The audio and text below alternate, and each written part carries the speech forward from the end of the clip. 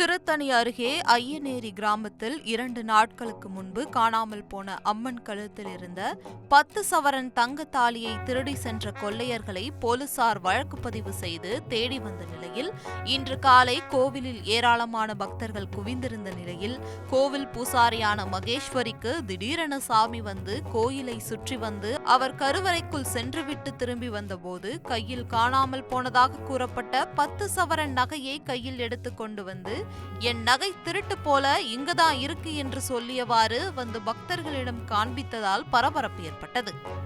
அம்மன் கழுத்திலிருந்து திருடிய நகையை சாமி ஏதாவது செய்துவிடும் என்ற பயத்தில் எடுத்த நபர் திரும்பி கொண்டு வந்து போட்டுவிட்டு சென்றாரா? உண்மையில் பூசாரிக்கு சாமி வந்து கண்டுபிடித்தாரா அல்லது இதில் ஏதேனும் குளறுபடிகள் நடந்திருக்குமா என போலீசார் தீவிரமாக விசாரித்து நடவடிக்கை எடுக்க வேண்டும் என்பது பக்தர்களின் கோரிக்கையாக இருக்கிறது.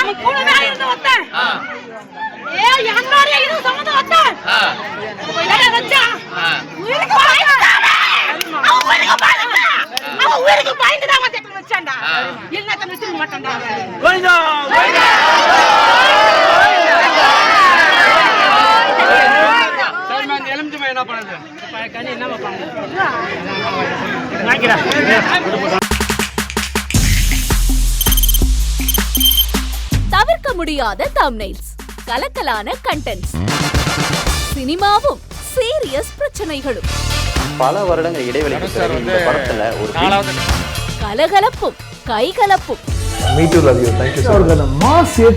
போயிட்டே தான் இருக்காரே தவிர பிரேக்கே இல்லாமல் பிரேக்கிங் நியூஸ் சொல்லும் தந்தி டிவி ஆப். இன்ஸ்டா தலைமுறை வரை இறங்கி அடிக்கும் தந்தி டிவியின் டிஜிட்டல் எக்ஸ்க்ளூசிவ். அது தண்ணிக்குள்ள போகும்போது ஹேங் ஆயிடுச்சு. உங்களுக்கு விஜய் சார் எந்த அளவுக்கு ரொம்ப பிடிக்கும்? Of course, Malayalis are huge Vijay sir fans. ரெண்டு பேருமே ரொம்ப பிடிக்கும் எனக்கு. தந்தி டிவி ஆப்பை இலவசமா டவுன்லோட் செய்யுங்க.